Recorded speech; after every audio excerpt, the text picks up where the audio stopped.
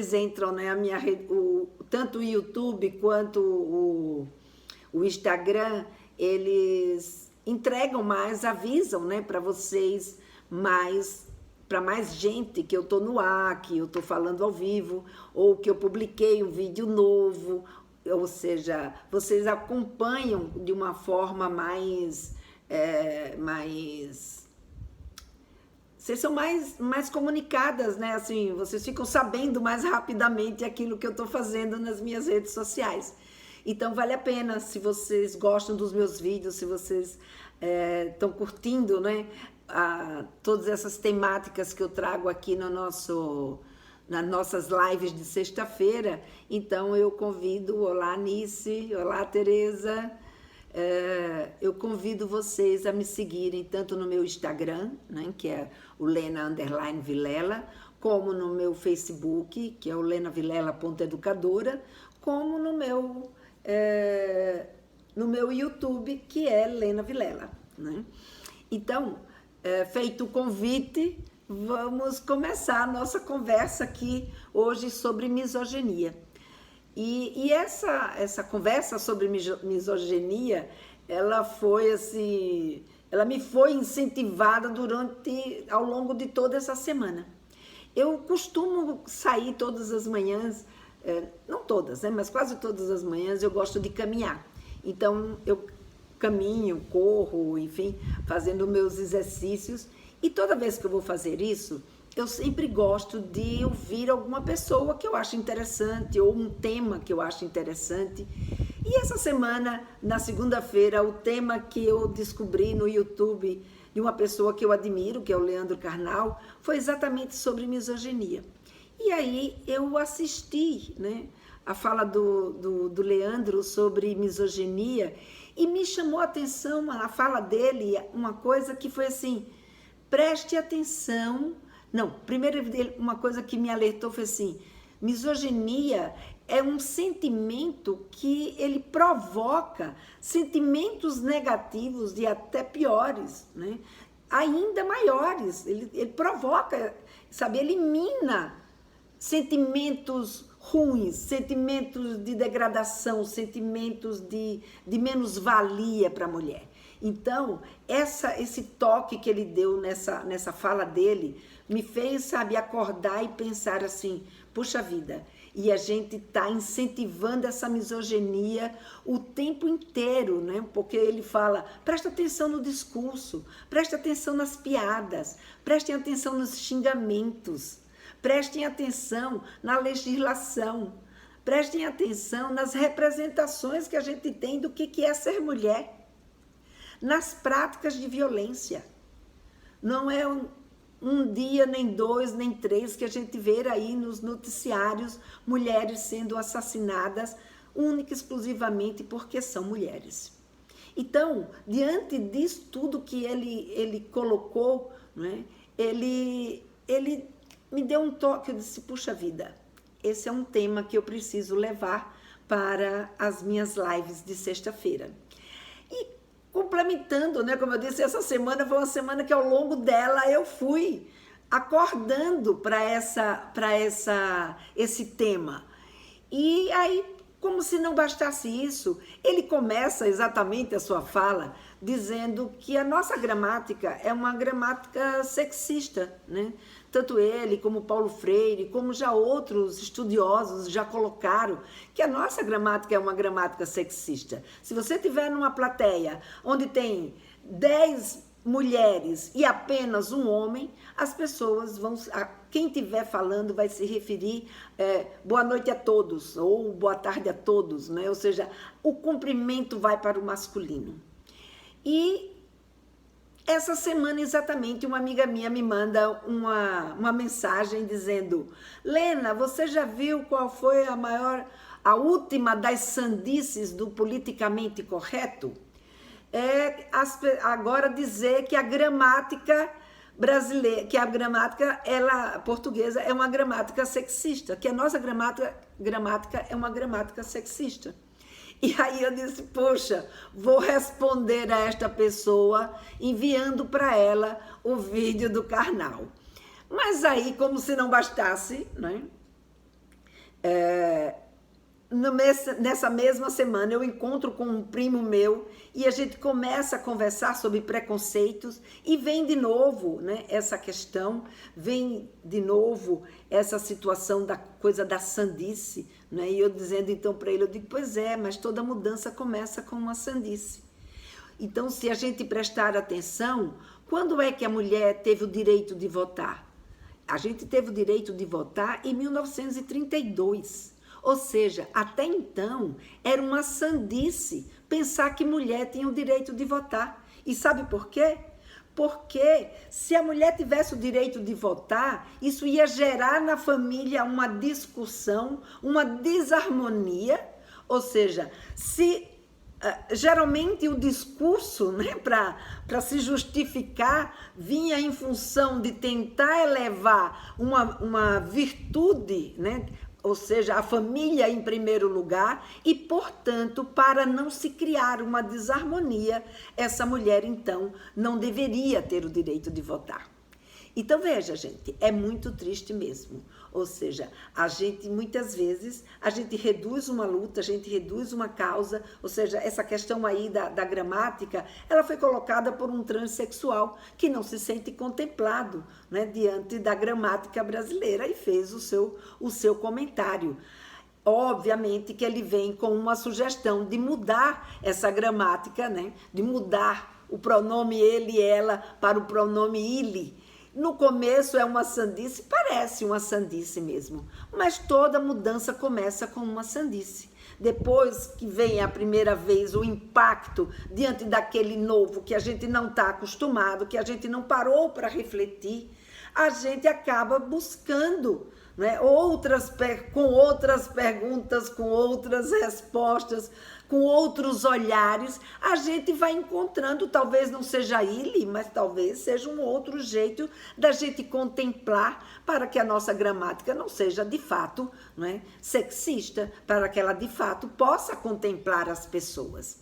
Então, juntou isso, e para completar ainda essa história, né, eu fui também assistir a essa semana a uma entrevista de uma sobrinha minha, Camila Vilela, uma sobrinha muito querida, e que ela fez uma tese exatamente dando voz à mulher brasileira através da história da mulher brasileira. Então, ela analisa aí um livro da Ana Miranda, que se chama, se eu não me engano, Nudos, acho que é isso. E ela, então, traz toda uma leitura de como foi construída essa mulher brasileira. E é muito linda a fala dela. E é uma coisa muito interessante, né? Porque ela faz uma colocação que ela diz assim, as mulheres há 500 anos atrás, há mais de 500 anos atrás, quando começaram a ser constituídas aqui no Brasil, a partir das suas origens, né, e a partir do conceito que os homens tinham de como eles queriam que as mulheres fossem, porque quem ditava e quem ainda dita até hoje muitas das coisas é o olhar masculino. Então, ela dizia, as mulheres sofrem, veja as mulheres até hoje, depois de mais de 500 anos, reivindicarem, sofreram pelos mesmos problemas que essas mulheres sofreram desde a época da colonização, né? Então, desde quando o Brasil foi descoberto e que as mulheres foram mandadas, mulheres dentro de um anal, para casar, né, com os portugueses que aqui estavam, para que eles parassem de viver em pecado. E essas mulheres não sabiam nem para onde estavam indo, nem o que estava acontecendo. E ela faz uma análise muito bonita de toda essa construção, né, do feminino aqui no Brasil.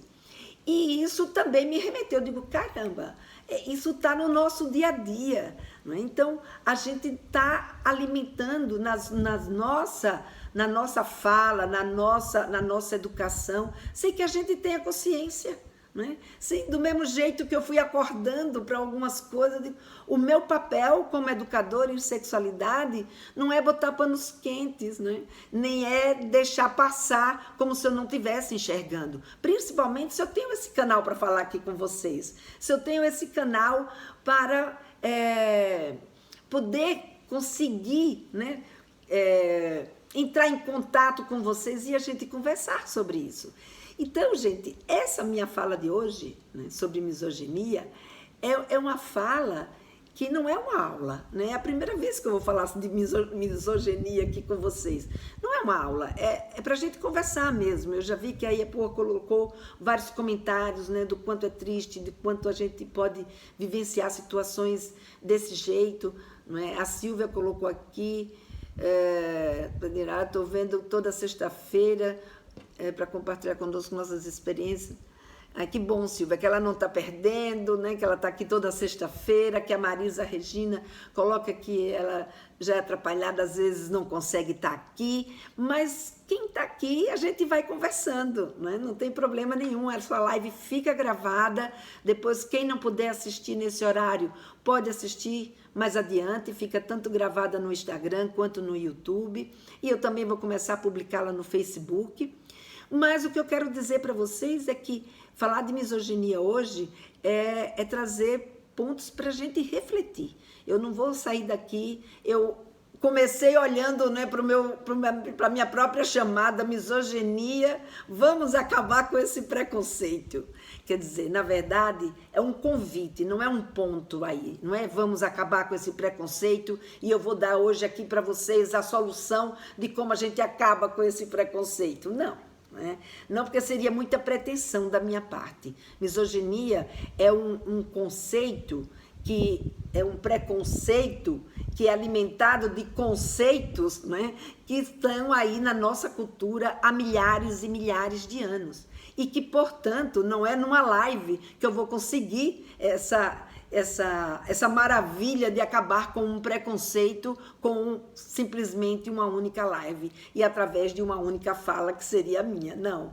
A proposta hoje aqui é a gente conversar sobre misoginia, mas da gente trazer as nossas contribuições, da gente refletir sobre a misoginia, porque a misoginia, esse preconceito, ele está embasado em várias questões, como a gente vai ver daqui a pouco, que são essas questões que eu quero levantar aqui, para a gente questioná-las e a gente levá-la, né, conosco, para que a gente preste atenção e a gente reflita a respeito disso. Porque todos os dias uma mulher é assassinada porque ela é mulher. A cada 11 minutos, uma mulher é estuprada porque um homem acha que porque ele sentiu desejo sexual ou porque ele sentiu vontade de estuprar, ele tem o direito de usar a força dele e fazer isso com uma mulher.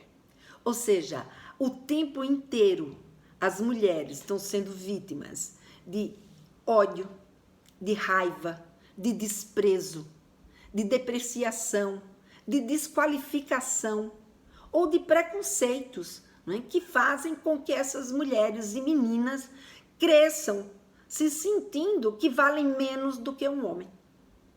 E isso não foi por conta de uma coisinha só, não foi um comentário só que aconteceu. Isso é fruto de uma conjuntura, é fruto de uma série de valores, de uma série de expectativas, de uma série de condutas que são realizadas tanto pelos homens como também por nós, mulheres, que vai influenciando esse tipo de comportamento. Portanto, vamos olhar um pouco aqui hoje sobre que comportamentos são esses, né? Que situações são essas? Oi, Liliana, bem-vinda. Oi, Zenilce, legal ter você aqui.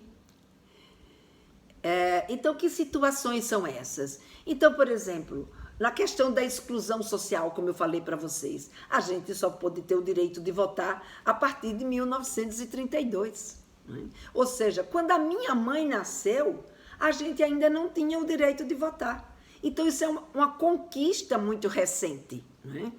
Por exemplo, eu tinha uma tia que ela costumava dizer uma coisa muito interessante nesse sentido, que ela dizia, mulher com homem é um 0 à direita, mulher sem homem é um 0 à esquerda. Ou seja, a gente só tinha valor social se a gente tivesse um parceiro, se a gente fosse capaz de casar com alguém.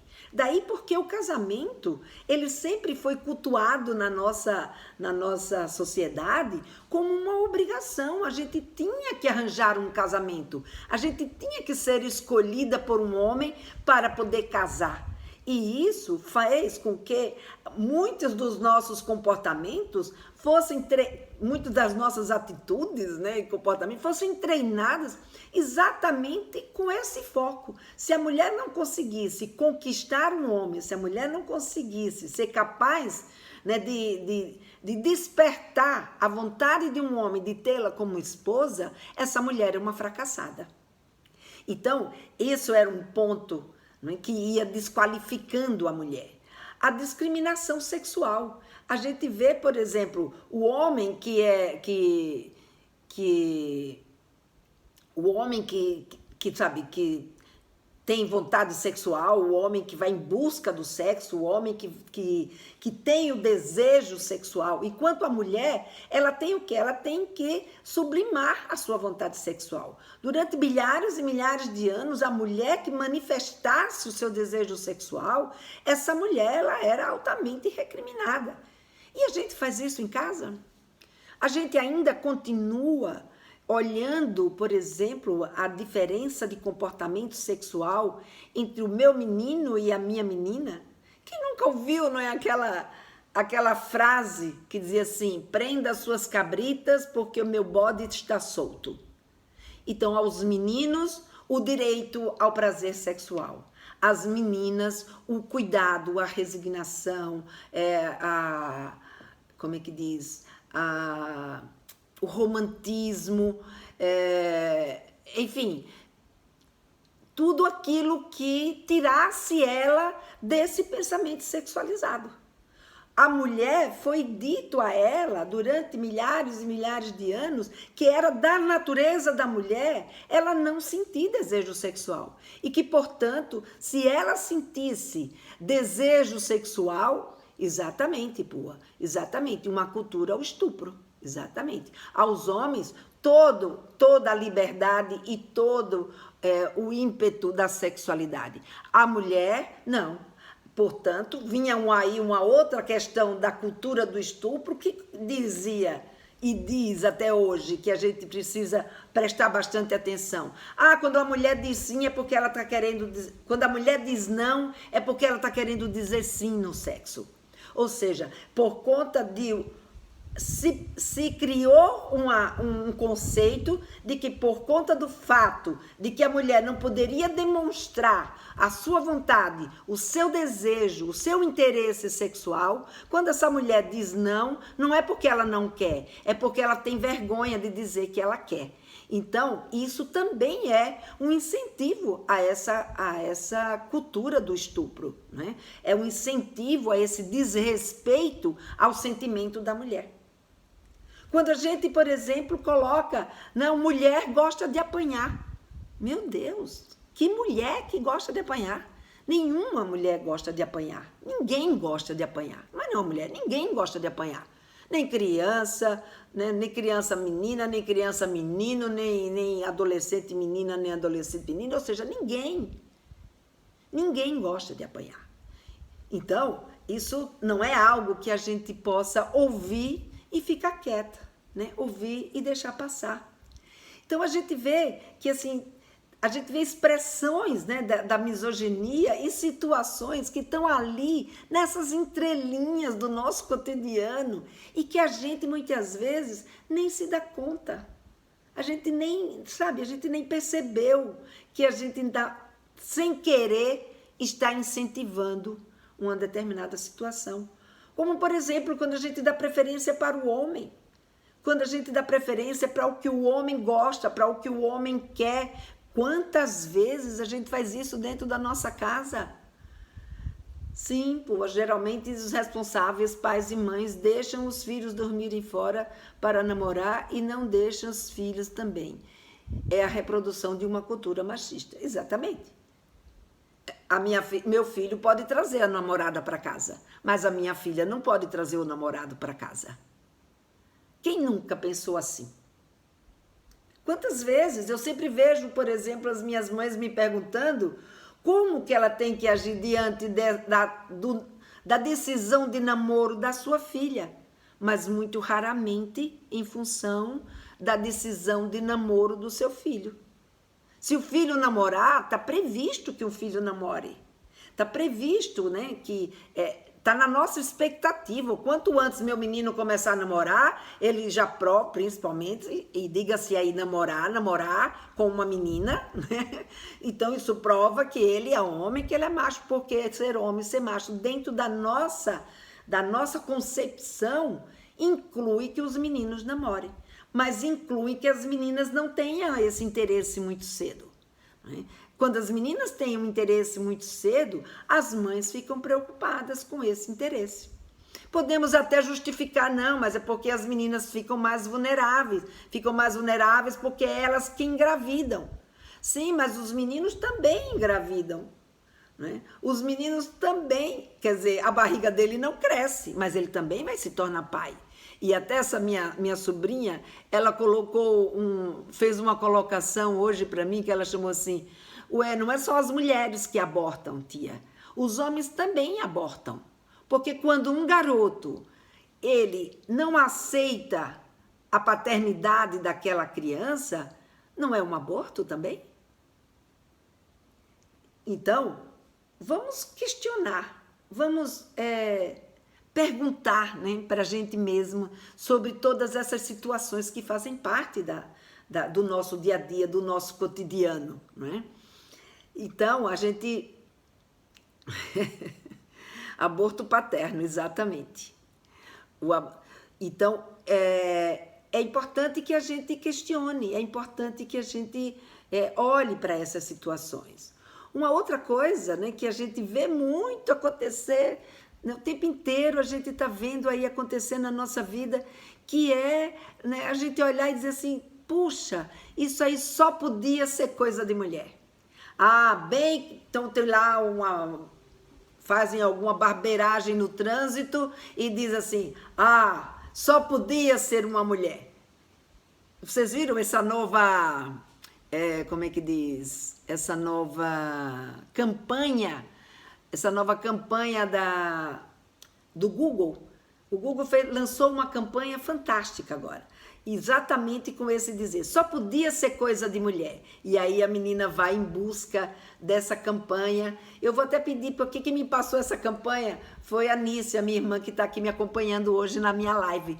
Eu vou pedir a Nícia para ela colocar aí nos comentários o link dessa campanha do Google, que é uma campanha muito interessante. Quer dizer, só podia ser coisa de mulher. E aí essa menina vai dizer: por que só podia ser coisa de mulher? E ela vai então fazer uma pesquisa sobre as coisas positivas que muitas mulheres já fizeram na vida, né? E com isso, a gente, sabe, estimulando a olhar para a mulher, não para um lado pejorativo e negativo, mas sim olhar para a mulher pelas as conquistas, pelas coisas positivas, pelo bom que a gente também traz, juntamente como os homens, a gente também traz para a nossa sociedade. Então, eu até trouxe aqui, né, tem um livro que eu gosto muito, eu sempre indico esse livro, que se chama Histórias de Ninar para Garotas Rebeldes, né? Esse é um livro que traz 100 fábulas sobre mulheres extraordinárias, né? Sobre a Coco Chanel, né? Sobre a Jane Austen, sobre a Elizabeth I, enfim, ela vai trazendo, né? A Marie Curie, enfim, ela vai trazendo histórias histórias de mulheres para a gente contar para as nossas crianças. E aí não são só para as meninas, não. É contar também para os nossos meninos. Porque quando a gente conta para os nossos meninos, os meninos também vão assimilando os valores das mulheres. Se a gente em casa só diz que mulher não presta, só diz que mulher é barbeira, só conta o lado que ela não teve sucesso, a gente vai introjetando no nosso inconsciente que mulher é uma condição que a gente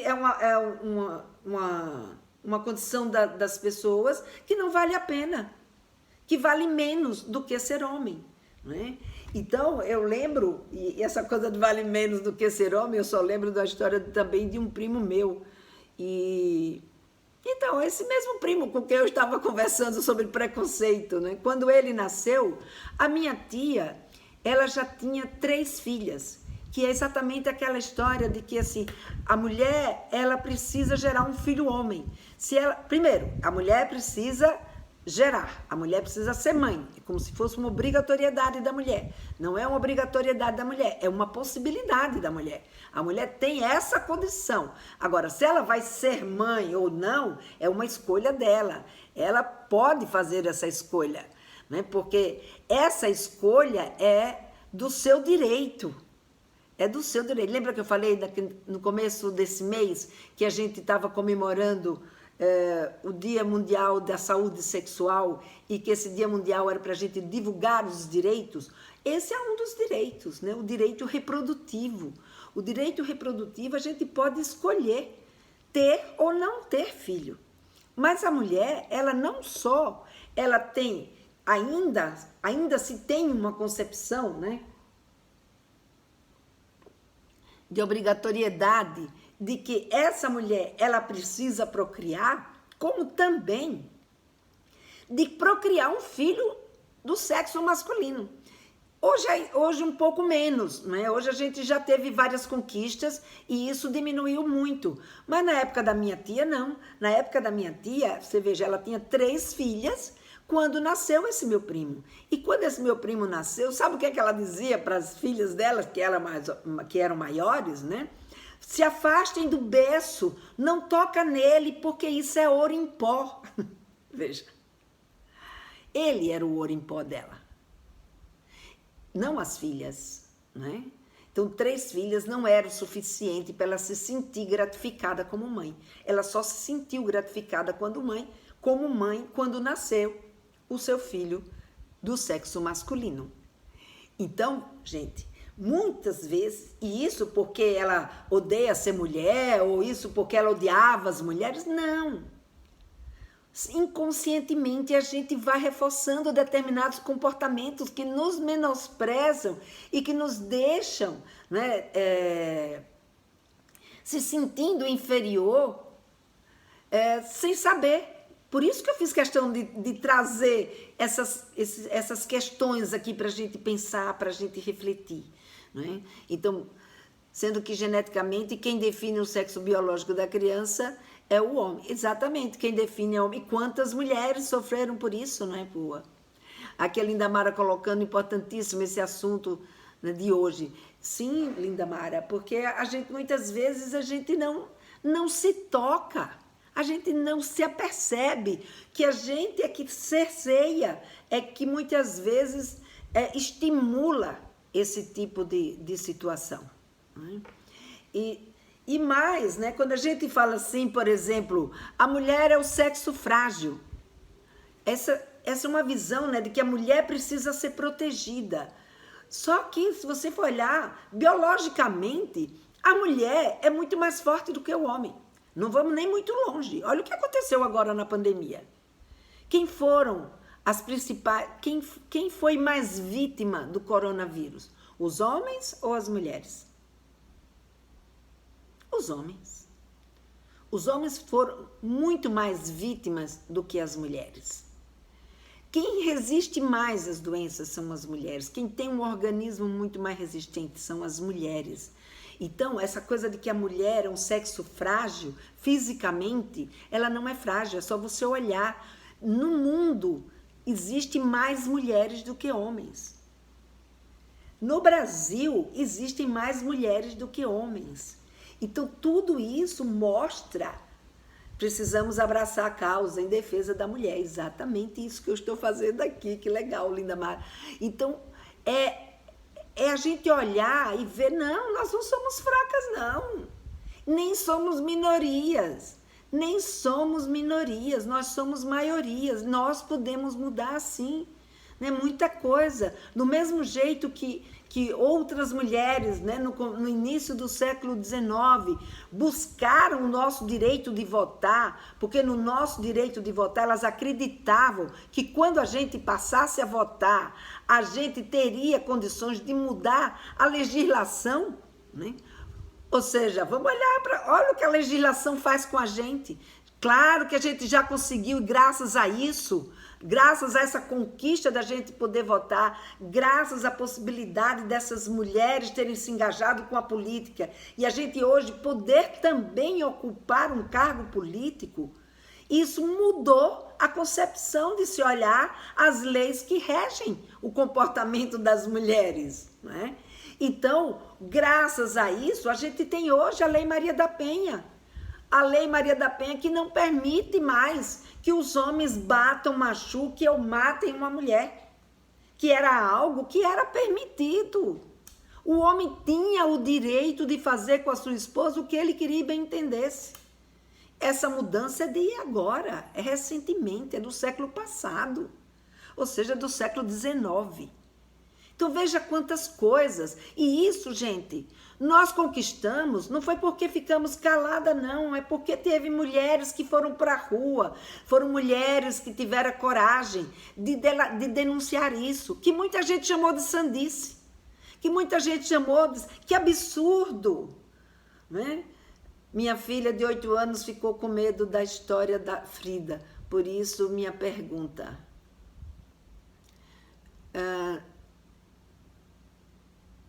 Por isso eu não entendi, eu não vi a sua pergunta, Mapping. Peraí, deixa eu voltar aqui. Ai. Acho que é mais interessante para criança.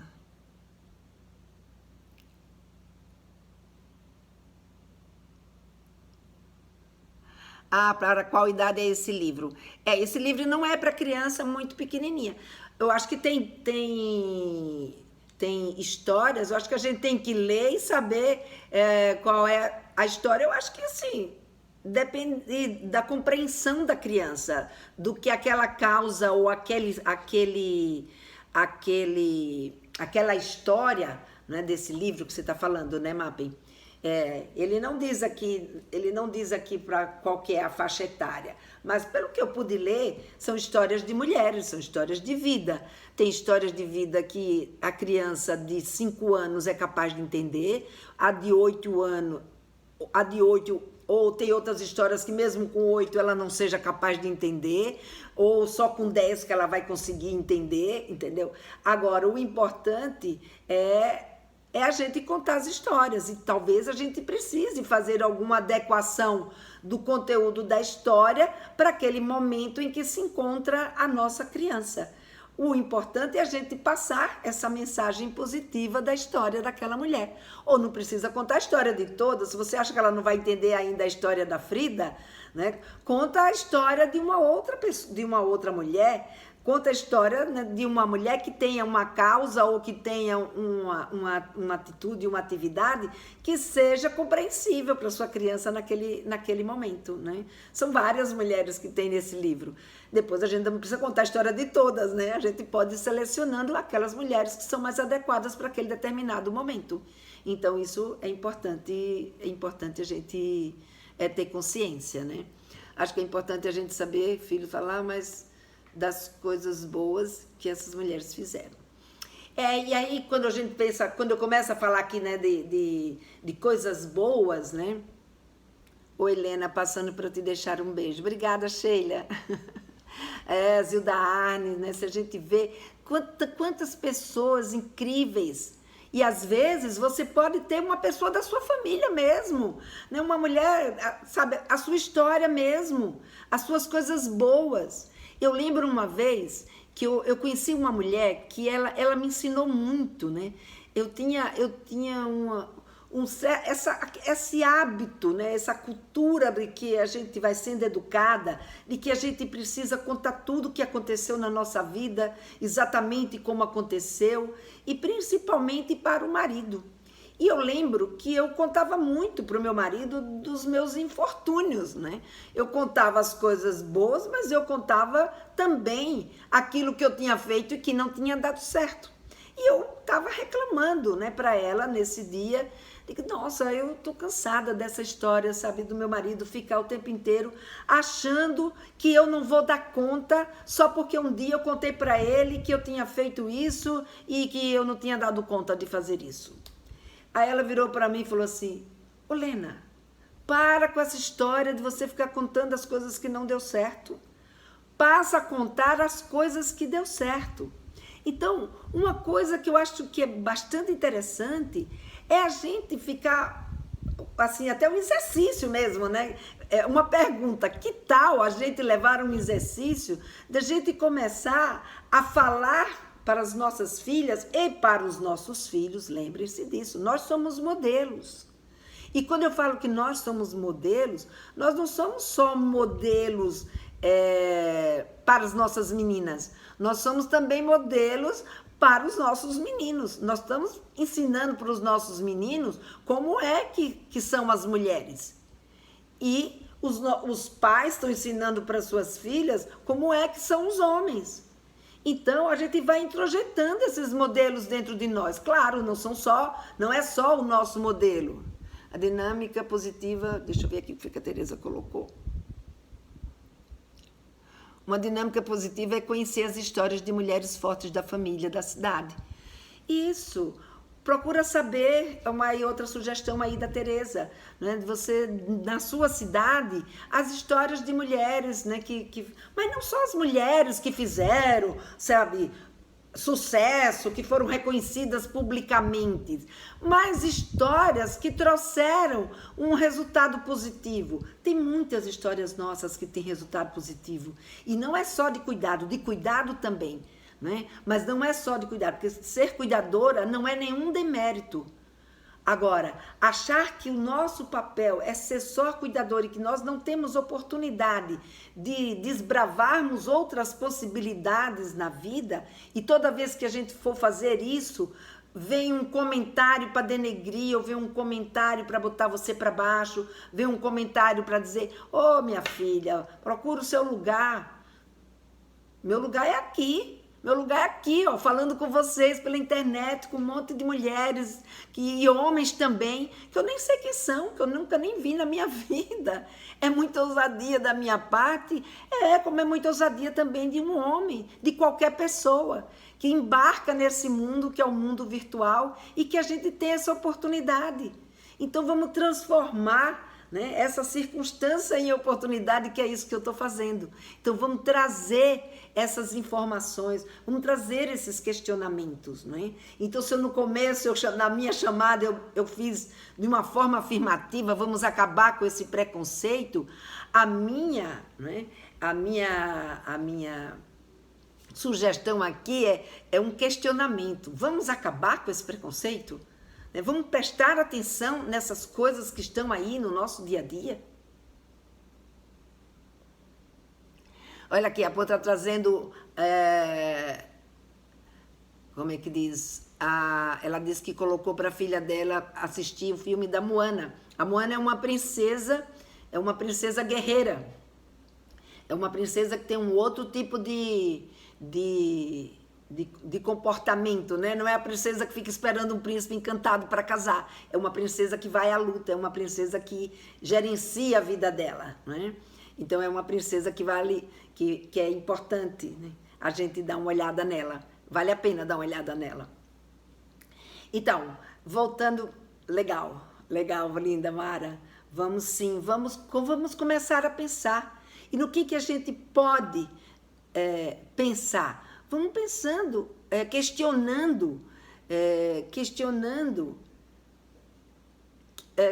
assim, como é que homem é homem e mulher é mulher? Né?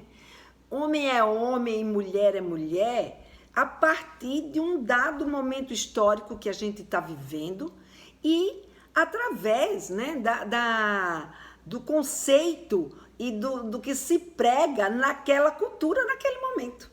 Então, se a gente, por exemplo, for olhar como era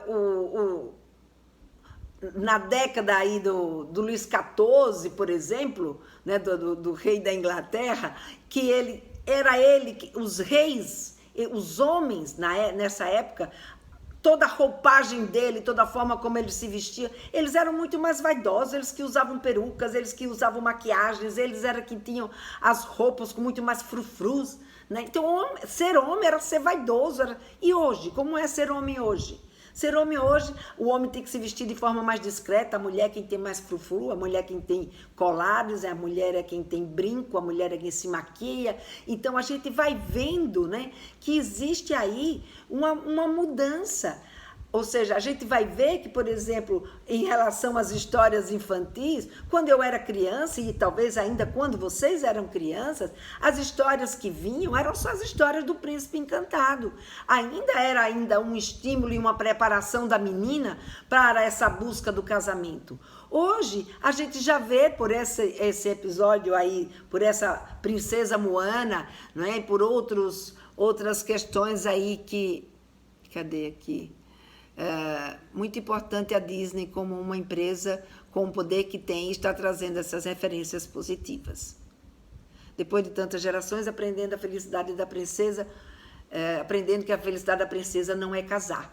Exatamente. Então, uma das coisas para a gente ver, dá uma olhada nas histórias infantis, nas histórias que a gente está contando para as nossas meninas, nas histórias que a gente está contando para os nossos meninos.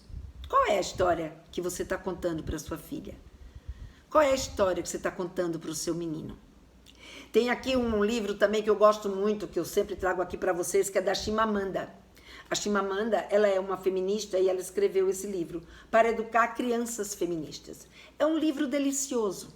É um livro onde ela dá uma série de dicas que ela mostra, assim, quando ela perguntam para ela, o que é ser feminista? Ela diz, é uma defesa de tudo aquilo que você tem que ensinar para sua filha, porque ela é uma pessoa, não porque ela é uma mulher. Então, toda vez que você for ensinar alguma coisa para sua filha, e se você fizer essa pergunta, ou se você complementar o seu ensinamento, dizendo, filha, mulher tem que fazer isso, ou você tem que fazer isso porque você é mulher, esse não é um ensinamento que você deva fazer para sua filha. Você sempre deve ensinar a sua filha a ser daquele jeito, porque aquele jeito é um jeito que tem um valor maior, que é o valor do respeito, que é o valor da capacidade, que é o valor do jeito da pessoa ser do bem, solidária, não porque é mulher ou porque é homem, mas sim porque somos pessoas e convivemos dentro de uma sociedade.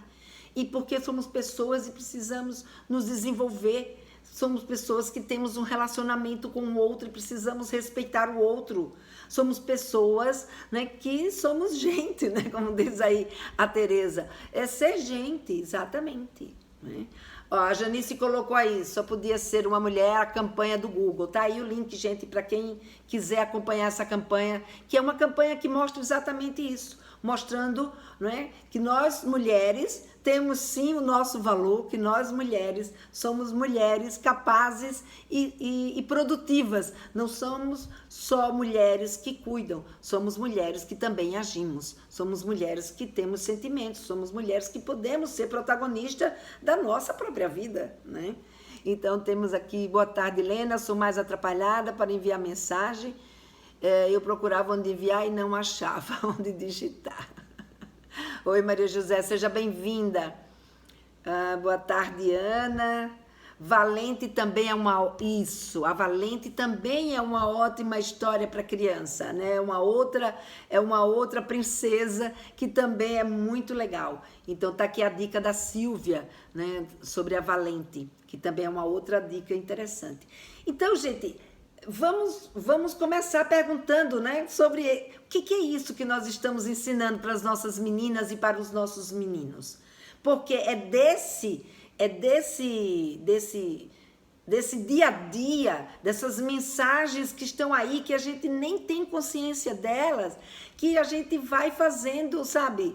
A gente vai, como é que eu diria? Vai incutindo ou mantendo, ou fazendo a manutenção, né, desse tipo de coisa. Como, por exemplo, né, uma coisa, hoje eu estava ouvindo uma pesquisa de uma mulher chamada Valesca Zanello. Ela fez uma pesquisa sobre por que a gente xinga de forma diferente mulheres e homens. Gente, eu achei perfeito, sabe? Falar em perfeito, está aqui a Vi Xavier está colocando aqui, perfeito, a luta feminista é uma causa humanista. Exatamente. A luta feminista não é uma briga entre homens e mulheres.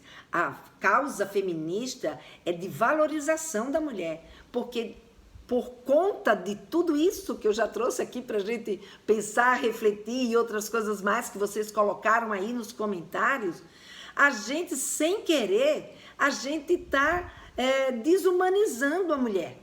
A gente coloca a mulher dentro de uma condição, sabe, de coisa, de pertencer à vontade do outro e não à sua própria, dela não poder ser a sua própria protagonista. Então, gente, é isso aí que a Chimamanda coloca no seu livro Como Educar Crianças Feministas. É exatamente para a gente olhar a mulher dentro da sua condição humana e não dentro da sua condição de ser contra o homem. Ninguém aqui é contra o homem. A minha fala não é essa. A minha fala é para trazer a humanização da mulher, o valor da mulher. Coisas que a gente, sem querer, no nosso dia a dia, a gente mesma bota a gente para trás, em vez de a gente impulsionar, né, a gente ir para frente. E aí eu estava vendo, né, nessa fala dessa Valesca Zanello, na fala dela, ela fez uma pesquisa sobre isso, e aonde ela colocou, né, por que a gente xingava de forma diferente homens e mulheres. E o mais interessante, essa pesquisa que ela fez com criança, fez com adolescente, fez com adulto, ou seja, ela fez com todas as categorias de classes sociais, e uma coisa foi muito interessante. Você sabe qual é o xingamento que as mulheres mais se ofendem? Puta. Você sabe qual é o xingamento que os homens mais se ofendem? Viado. O da mulher, e aí ela diz assim, o xingamento, ele não é uma coisa, é um acesso de raiva que a pessoa teve e saiu da boca para fora. Não. Ela diz, gente, o xingamento é o guardião dos valores e da cultura de uma sociedade. Então, veja, puta é o xingamento maior porque toda a concepção de mulher era exatamente de desvalorização do seu desejo e da sua vontade sexual. Uma mulher que manifestasse isso, ela era uma mulher não considerada dentro da sua sociedade. E viado, porque viado está ligado a uma circunstância e a uma situação que leva a um comportamento passivo, que é um comportamento de mulher. E aí o Karnal ainda traz uma questão. Nós somos de uma sociedade homofóbica e essa homofobia, a gente tem sim um preconceito com relação ao comportamento homossexual, e se esse homossexual ele tiver um comportamento chamado afeminado, ou seja, mais delicado, mais sensível, essa homofobia se torna ainda maior, que é exatamente de uma forma pejorativa que é chamado viado. O viado não é o homossexual que não demonstra que não apresenta um comportamento afeminado. O viado é aquele homossexual que tem um comportamento mais afeminado. Então, é o ódio a esse comportamento, ou seja, o ódio de pensar de ser parecido com uma mulher. Então, isso é o xingamento maior, né, que pode acontecer com o homem. Em primeiro lugar, na pesquisa dela, foi ser chamado de viado. E em primeiro lugar da mulher, foi ser chamado de puta. Em segundo lugar, para a mulher, o xingamento que mais, deixa mulheres furiosas, é quando ataca exatamente a sua condição nos seus relacionamentos, ou seja, que agride essa sua condição de cuidadora, de protetora, de aglutinadora, que é quando ela é chamada de egoísta, quando ela é chamada de vagabunda, tá lá no primeiro, porque o vagabunda tá ligado com o puta, né? Mas é chamado de vagabunda no sentido de descuidada de casa, quando ela é chamada, ou seja, por um nome que mostra e demonstra que ela não cumpre com esse imaginário coletivo de mulher, que é a mulher que cuida, que é a mulher que é solidária, que é a mulher que se submete, que é a mulher que pensa no outro, não pensa só em si, pensa no outro, principalmente esse outro põe aí, né, o seu marido ou os seus filhos, que aí já é o terceiro xingamento, que é quando essa mulher, né, não é capaz de manifestar o seu comportamento, ou seja, do seu comportamento de mãe, né? Então esse daí é o terceiro elemento que fica para a mulher. Então veja, no imaginário, que ela coloca assim, no imaginário da nossa sociedade, o que ofende a mulher está diretamente ligada à questão sexual e ao seu papel de mulher cuidadora e principalmente maternal, né, da sua condição materna. Já no homem, o que ofende em primeiro lugar, é essa questão, né, dele ter algum comportamento que o leve a ser chamado de mulherzinha, né? Ou seja, um comportamento que o leve a se sentir chamado de afeminado. E mais, o segundo é quando ele é chamado de alguém que é preguiçoso, que não é um provedor. Então, quando chamam ele de preguiçoso ou de fracassado, isso daí é o que mais ofende o homem. Então, no inconsciente masculino, ou seja, no inconsciente coletivo, o homem, ele é aquele homem que tem... e o terceiro do homem... Minto. O segundo da mulher é com relação a esse sentimento e o sentimento materno, e o terceiro da mulher estava ligado à questão do físico dela, um físico que agrada e que se torna desejável. E no homem o terceiro também é o físico, só que é o físico em relação ao pênis dele, ou seja, ao desempenho sexual desse homem.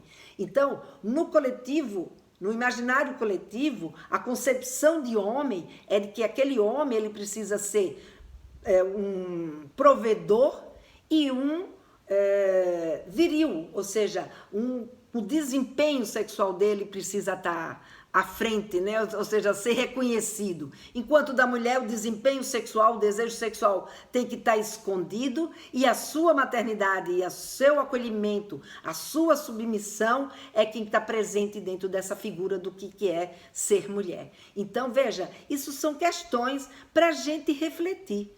Será que tem que ser assim? Né? Será que esse xingamento, ou será que esse tipo de situação é uma situação que eu trago isso no meu dia a dia? Como outro dia, né, a minha irmã estava me dizendo assim, sabia que a minha filha, a mãe da Camila, né, eu conversando com ela disse, sabia que outro dia eu sem querer, né, um cara me cortou no cruzamento e eu sem querer fiz, filho da mãe. Veja. Essa minha irmã é altamente feminista, mas isso está no nosso inconsciente. Aí ela parou, por que eu chamei ele de filho da mãe? Quer dizer, que a mãe que cria, que assim, se o filho é ruim, se o filho fez uma maldade, se o filho fez uma coisa errada, é porque foi criado pela mãe? Foi a mãe é que é a causa desse tipo de situação? Então, vamos olhar, né? Para esses nossos comportamentos, vamos olhar para essas nossas situações, né? E ontem mesmo, né, eu pedi para essa minha irmã Nice, que Nice é muito boa de piada, aí eu digo, Nice, lembra aí de alguma piada, né, nessas piadas machistas para eu trazer para minha live de amanhã, para ilustrar, né, a live de hoje, para trazer como referência de algumas situações para a gente prestar atenção. E ela colocou, né, no grupo dos nossos irmãos, pedindo para os nossos irmãos mandarem para mim piadas machistas para que eu pudesse colocar, para pudesse abrilhantar a minha live de hoje. E o meu irmão, um dos meus irmãos colocou lá, Helena, eu só tenho aqui, são são vídeos, são piadas machistas, não são piadas, como é que diz? Não são piadas que mexem com a não é misoginia, é machismo. Eu digo, mas o machismo é um dos elementos que vai exatamente favorecer, vai minar, né, a misoginia. Então, manda aí as suas piadas que eu quero ver. E exatamente, as piadas que ele mandou estavam todas voltadas para a mulher como uma mulher objeto, para o homem com a sua virilidade, né, nunca deixar passar, né, uma situação sexual. É assim, você olhar, por exemplo, para as campanhas, né, as campanhas, por exemplo, de cerveja que a gente tem aí. Aliás, até as indústrias de cerveja já foram altamente criticadas. Você pegar, por exemplo, aquela do verão. Então, a gente olha, são campanhas, parece que não é nada, parece que é uma encheção de paciência com essa história do politicamente correto. Mas não é encheção de paciência, gente. São toques para a gente começar a olhar no nosso dia a dia, né? E aqui vai o meu exercício. A primeira sugestão eu mostrei aqui para vocês, né? A gente tem histórias e outras pessoas contribuíram aqui, né? Dando aí sugestões de histórias que a gente possa mudar essa história da mulher, mudar essa concepção de mulher que a gente tem no nosso imaginário, no nosso inconsciente, que sem querer e sem perceber, a gente, quando menos espera, tá lá passando uma mensagem que não era para a gente ter passado, né? O corpo das mulheres é colocado como outro produto. Exatamente. A primeira é a cerveja e o segundo é o corpo feminino. Então, o corpo feminino ele é utilizado muitas vezes com esse propósito, né? E muito menos o corpo masculino, né?